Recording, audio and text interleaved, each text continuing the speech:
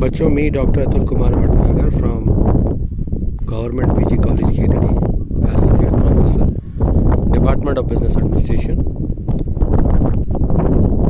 Today we are going to discuss a very new and very important topic. The name of that topic is Consumer Protection Act 1986. बच्चों, किसी भी देश की सरकार कल्याणकारी राज्य की स्थापना करना अपना एक लक्ष्य रखती है और इस उद्देश्य की पूर्ति के लिए सरकार विभिन्न प्रकार की योजनाएं, विभिन्न प्रकार के कार्यों को संपादित करती आई है, करती रहेगी. जैसा कि हम जानते हैं कि जो भी वस्तु अथवा सेवा हमें उपभोक्ता के रूप में इस देश के नागरिक होने के नाते उपभोग करने के लिए मिलती है, हमारा ये वस्तु विशेष के प्रति अधिकार रहता है कि वो वस्तु हमें उचित कीमत पर, उचित समय पर, उचित किस्म की मिले. उपभोक्ता के अधिकारों को संरक्षित करने के उद्देश्य से भारत सरकार ने सन 1986 में 1986 में एक अधिनियम पास किया.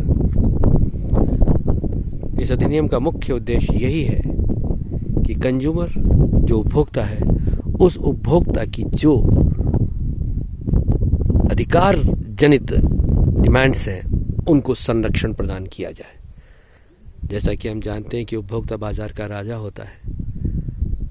वो चाहे जिस किसी भी वस्तु को स्वीकार कर सकता है, चाहे जिस किसी भी वस्तु को वह स्वीकार भी कर सकता है, लेकिन सामान्यतः गरीब से गरीब, छोटे से छोटे तबके का जो उपभोक्ता है, वो विभिन्न प्रकार की अपनी समस्याओं के कारण अपने इस अधिकार से, अपनी इस विशेषाधिकार से सामान्यतः वो वंचित रह जाता है. इसी उद्देश्य की पूर्ति के लिए भारत सरकार ने सन 1986 में एक ऐसा अधिनियम पास किया, एक ऐसा अधिनियम बनाया जिसमें उपभोक्ताओं के हितों को पूरी तरह से संरक्षित करने का प्रयास किया गया. उपभोक्ता का साम्राज्य बहुत विस्तृत है. इसके साम्राज्य में सुख है, शांति है. जैसा वो चाहता है वैसी ही वस्तु की मांग और पूर्ति में संतुलन की वो बात करता है. अच्छी किस्म की वस्तु उसे चाहिए, सही समय पर चाहिए, सही कीमत पर चाहिए.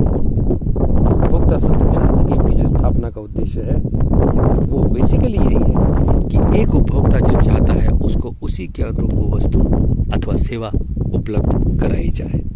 सुखी उपभोक्ता का अपना एक संसार हो, बेसिकली यही एक इसका एकमात्र उद्देश्य है. उपभोक्ता संरक्षण अधिनियम के बहुत सारे उद्देश्य हैं. उन उद्देश्यों की चर्चा करने से पूर्व हम बेसिकली ये देखना चाहेंगे कि उपभोक्ता संरक्षण अधिनियम के अंदर उपभोक्ता वस्तु को देख सकता है, जांच सकता है, परख सकता है, पहचान कर सकता है, मूल्यांकन, इवैल्यूएशन कर सकता है ना.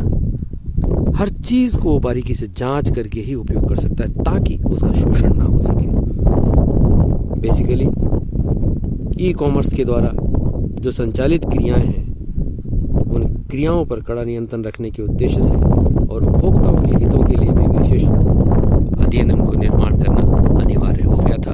इसलिए भारत सरकार ने इस अधिनियम का निर्माण किया है.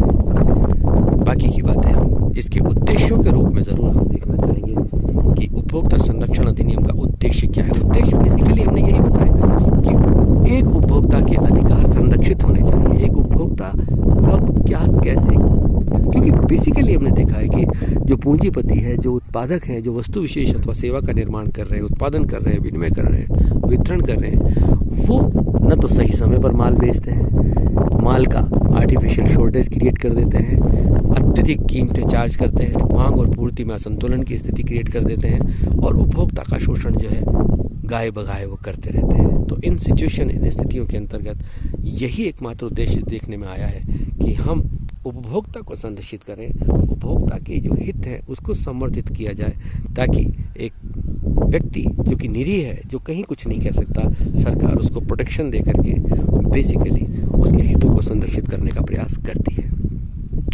This is all about the brief about consumer protection act.